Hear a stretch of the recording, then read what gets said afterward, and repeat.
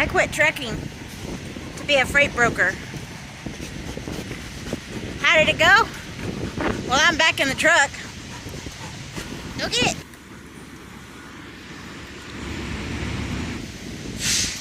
But here's some things I learned. I'm going to share it with you right after I wear at my dog.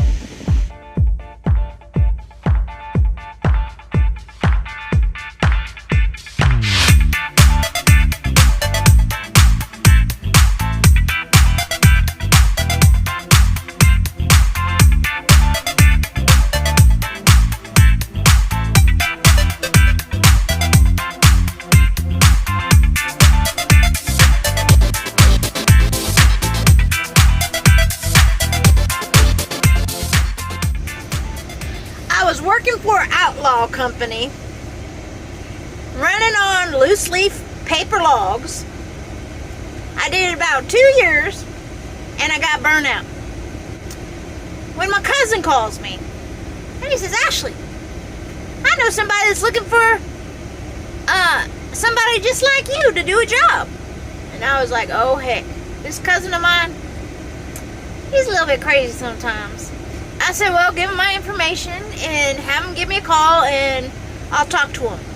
So the boss gives me a call. We'll just call him Paul.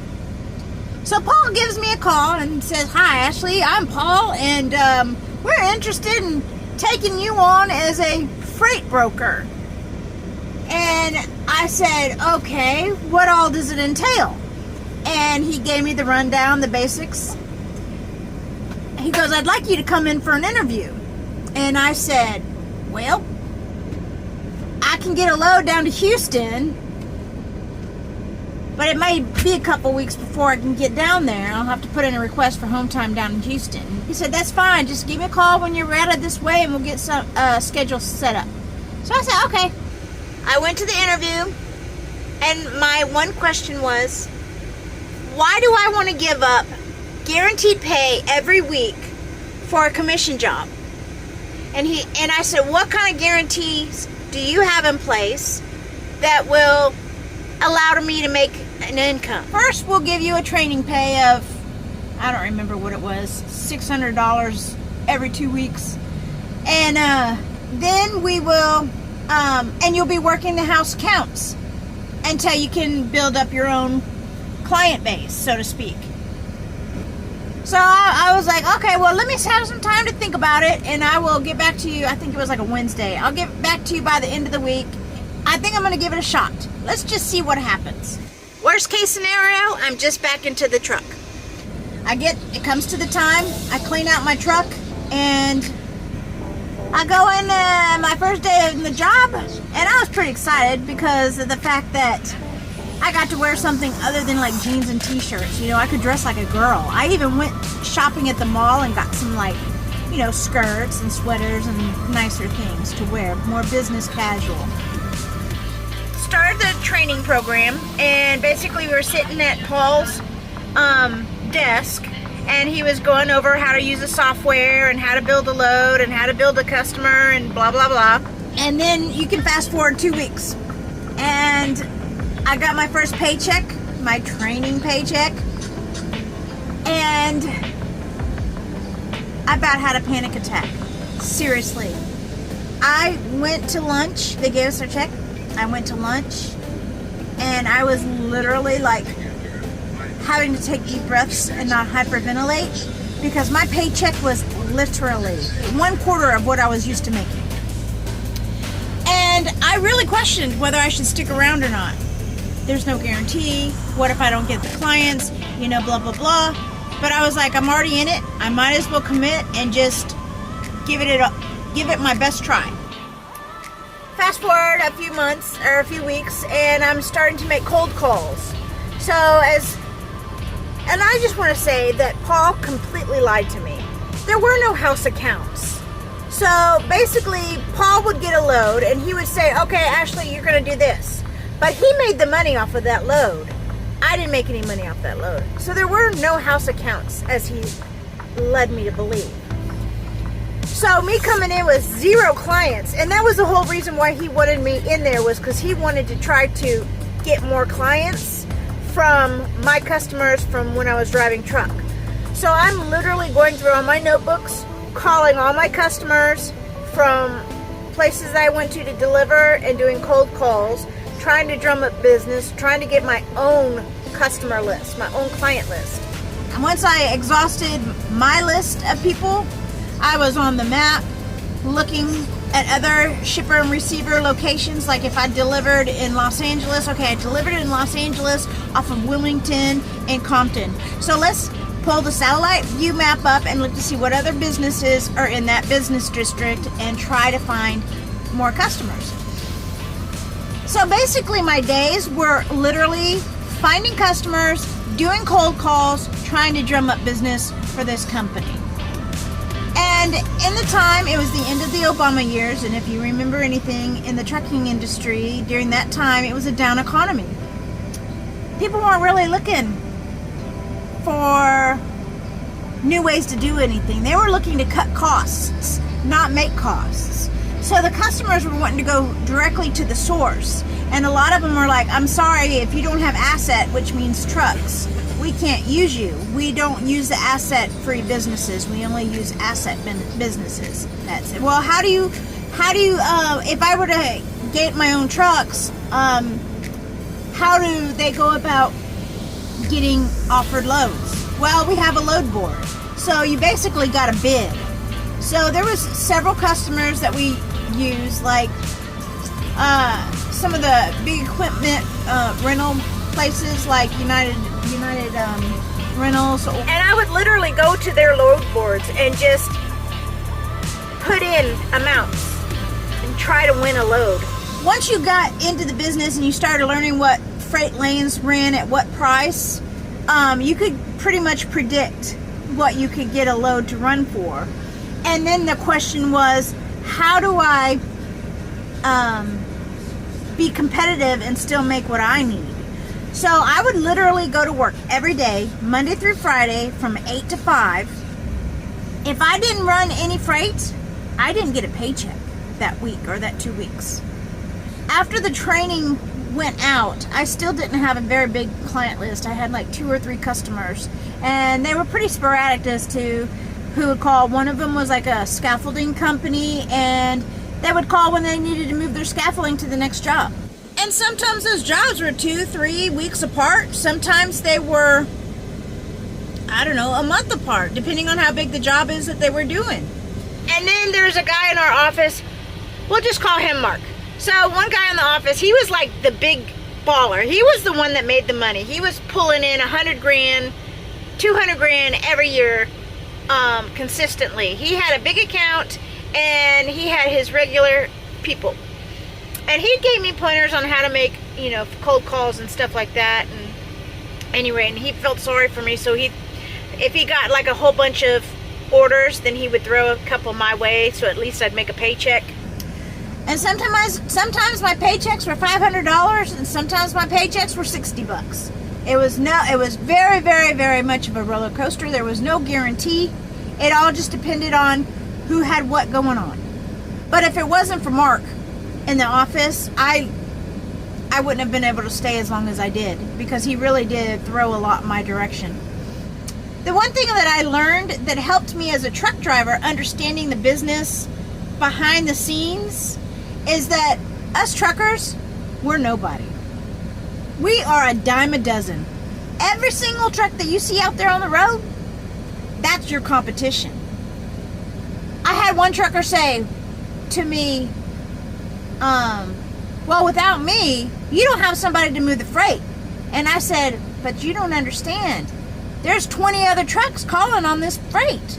So, I can pretty much pick and choose who's going to run the freight at what I want the price to be.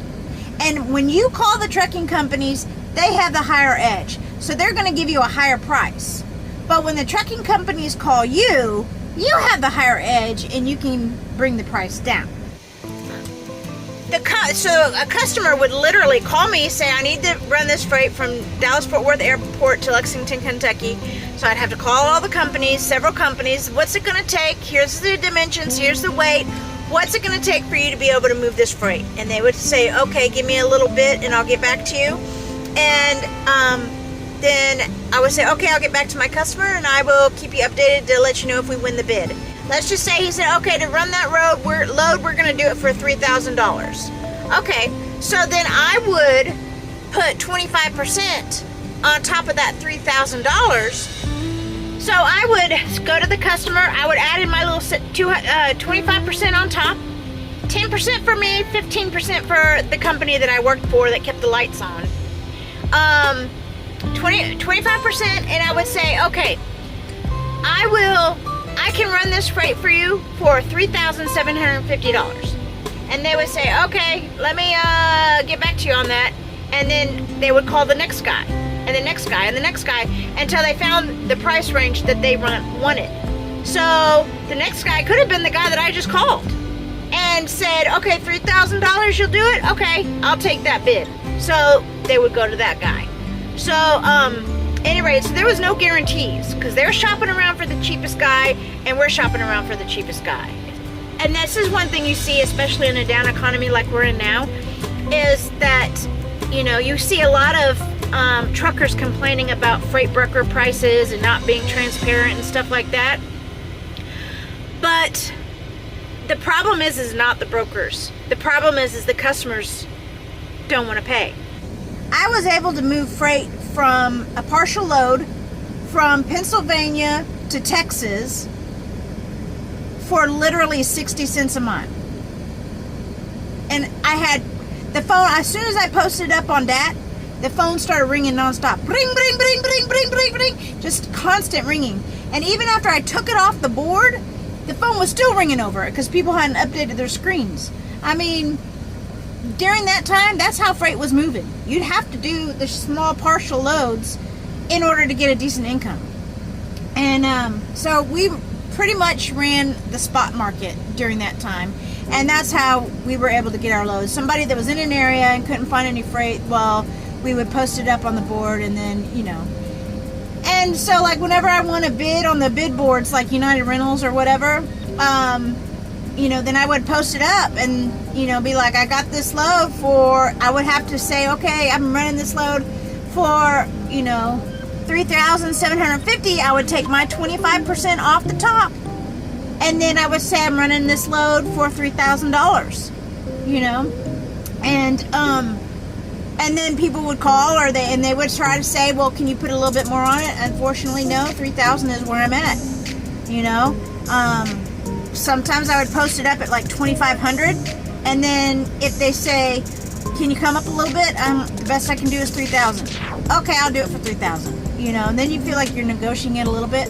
But me being a truck driver, I was always honest about it, and it was like, I'm going to give you the best dollar I can, but I still have to make a paycheck. There was a guy on social media a few weeks back, and that's what prompted me to make this video, was, you know, it's not guaranteed. Like, us as drivers, we're going to get freight regardless, because there's freight out there, right? It may not pay what we want it to pay, but there's freight out there. But as a freight broker, there was no guarantee that I was going to get a paycheck that week. None. And so, you know, I had one guy on social media say, well, I'm doing all the work. Why are they getting a cut out of the pay? And I said, that person goes to an office every single day. They spend gas money. They go to an office every single day. And they sit in this office and they do cold call after cold call after cold call after cold call until they can get a client list. And then they have to search out and negotiate rates with trucking companies. And I said, are you mean to tell me you think that they don't do anything? I mean, if it's that easy to get a customer, why don't you go get that customer? You spend time on the phone. You know, you negotiate rates and cut the middleman out. I mean, you have to pay them for their time. But yeah, freight brokering. If you're mad about what freight brokers are charging, cut them out and go find your own customers. But I'm telling you what, the people that set the prices, it's not the brokers, it's the customers. They've got a bottom line that they have to do. We as brokers had a bottom line that we could do. to still keep the lights on, and you as truckers have a bottom line. You know, when the economy's good, the gun's getting, and everybody's getting what they can.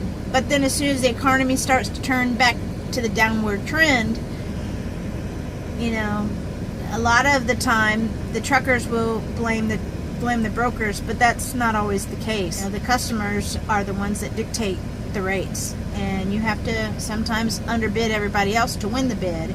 And then comes the challenge of trying to find somebody to run that truck, because if you go back to a customer and say, I underbid everybody and I can't get anybody to run the freight, good luck, you just lost that customer. So one time I won this big load, right? And I was so excited. It's good money. It's going to make me a good paycheck. I'm not going to have to borrow money from my mom in order to cover my car payment or pay for gas. I was so proud of myself because I negotiated the rates. I found a driver, everything. I did the whole, you know, rate agreement, rate confirmation, and I told him it's got to be there Monday. If you can't have it there Monday, let me know so I can get somebody else. No, don't worry. It'll be there Monday. Okay. So the driver goes and picks it up. It was picking up in, like, I think Atlanta area, and it was going all the way down to Miami. Well, the driver decided to take it to Jacksonville, Florida, where he lived, and take his weekend. So let's just say the load didn't get delivered on Monday. And Monday morning, the customer's like, where's my load? Where's my load? I need my load. My job is late. I need my load. And I was like, I'm trying to find where your load is. I am so sorry. I'm trying to find your load. I called that dispatcher, and he's like, oh, rate confirmations are weight confirmations. The driver will have it there. He just used this as a load to get home for his home time. He'll have it there on Wednesday. No, that doesn't cut it. That's not what we agreed upon. That was not on the rate agreement. I ended up not only losing that customer, but I ended up having to lose money on the whole thing because the customer then wanted a discount because I couldn't provide him. He lost money because his job started 2 days late, 3 days late, whatever it was. Because the driver didn't get it there till Thursday morning. So needless to say, then I found another load, and it was going from California, I don't know, Los Angeles area, I-10 all the way across to Jacksonville, Florida. And guess who called me up? I got a perfect truck for you. It's right there. And I said, sorry, sir. You remember that load you ran for me from Atlanta to Miami? And you put my customer behind, and I'm sorry, you're on the do not call list. We will not be giving you any more freight. So please don't call us again. So that driver, that trucking company, lost us as a potential source for freight because they couldn't do what they said they were going to do. That's one major thing that I learned about being a freight broker is that it doesn't matter what my plans are. I want to make sure that my customers know what my plans are. So if they need me to go deliver a load and I've got to delay my home time a couple of days, then that's what we'll have to do. And I'm fortunate enough that Michael's on board and we do what we've got to do. We always deliver our times when we say we're going to deliver them. We don't go on home time and drop the loads off on the yard and then deliver them 3 or 4 days late than what was agreed upon, because that is right there in itself is the way you're going to lose your customers. So you always want to make sure that you're doing what you say you're going to do. Any rate, hopefully that gives you a little bit of insight on what it's like to be a freight broker. And I couldn't make ends meet. I couldn't get a foothold. So I got back into the truck, and here I am. So it was a lesson that needed to be learned, and you know, I met Michael during that time, and you know, so who knows? Maybe it's where I need to be at that time. Anyway, until next time, toodles, y'all.